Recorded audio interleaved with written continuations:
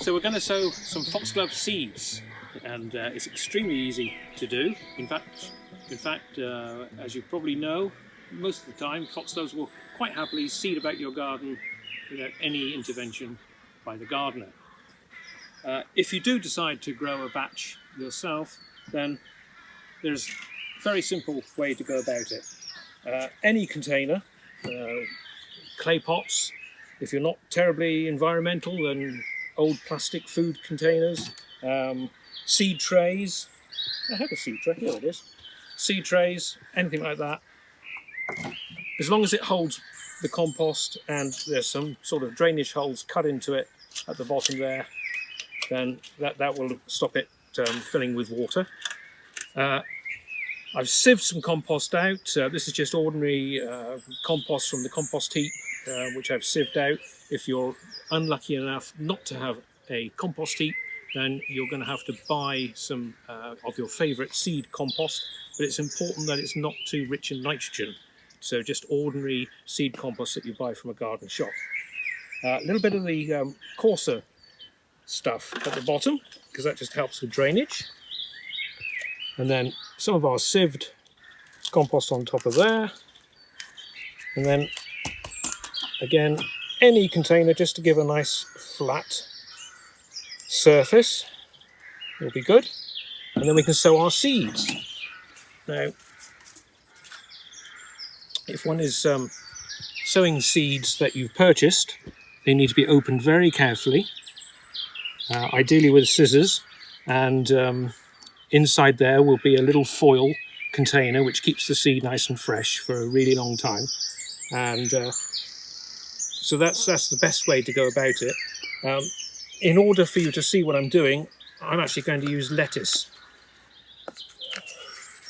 So lettuce seed can be seen a little bit easier than foxglove seed, and the important thing is to sow them, and you've got to have it in mind that each seed is going to represent a little plant. So ideally quite thinly, because each one, as I say, is going to make a little plant. So you've got to imagine how they're going to look as they germinate. So that's the sort of density that you're looking for. Foxglove seed is about half the size of lettuce seed, so it's quite small. The important thing is to make sure you don't cover them. So we just, again, use our tamper to make sure that the seed is in nice contact to the compost. And then you've got two options. Commercially, what we do, when we're sowing literally hundreds of thousands, lost my watering can now, I'm so efficient. Oh, there it is. So you've got two options. You can either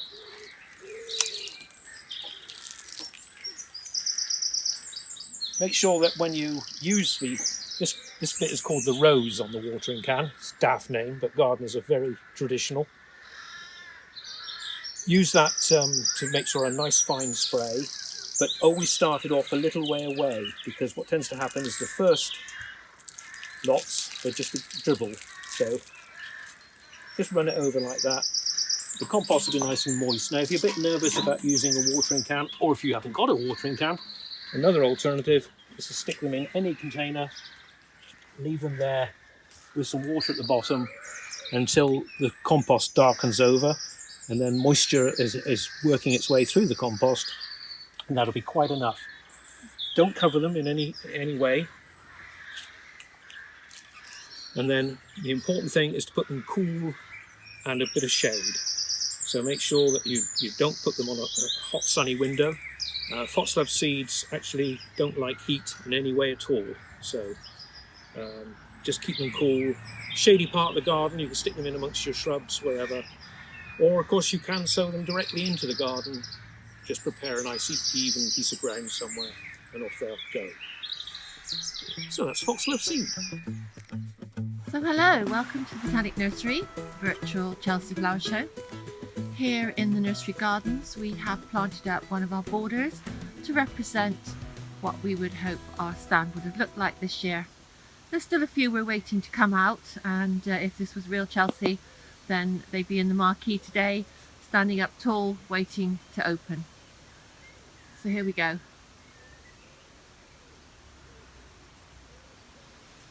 And down here at the front, we've got Digitalis mertenensis. Beautiful, beautiful plants, always good. One of the perennials, the bright pink of Lucas pink. Up in the corner there you can see forever popular F1 hybrid Camelot lavender. Let's take a closer look at this one. This is Digitalis palm split. As you can see, the flower corolla is split and the stamens are stuck outside. The bees absolutely love this one, and it sets really good seed. There's a close-up here of Digitalis purpurea.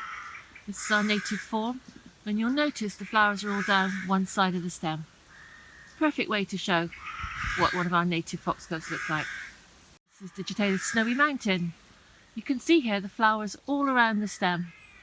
That's very typical of many of the modern hybrids. They don't need that period of vernalization that our Digitalis purpurea, you can just see in the background there, needs. And because of that, they flower much earlier, usually first year from seed, and they produce a beautiful display. They're called the modern perennial hybrids. They usually last for 3 to 4 years in your garden, especially if you cut down the main flowering stems. Their seed doesn't always come true, so there's very little point in actually growing them from seed. In the foreground here we've got Digitalis purpurea snow thimble. It's a beautiful white form of our native one, and again you can see on this one the flowers forming all down one side of the stem, as opposed to the hybrids that go all around the stem. Let's have a look now at this form. It's a beautiful tetraploid called Digitalis mertenensis. Great history. It was raised at the John Innes Institute at Merton College back in the 1920s and has stood the test of time. Comes true from seed, really, really lovely. One of the shorter growing ones, but huge big flowers of crushed strawberries. Really, really nice plant. We like it a lot. Here we have Digitalis candy mountain. Very distinct because of its upright flowers against the flower stem. Again, as a hybrid, they're formed all around the stem, but as they open, you can see the flowers become horizontal against it. One of nature's little quirks that we gardeners enjoy. Very, very pretty one. Quite short too, only about 3 foot and really sturdy. So, that's our Botanic Nursery Chelsea display planted up in the garden. Hope you're enjoying the bird song in the background. And hope you enjoy the rest of your virtual Chelsea Flower Show.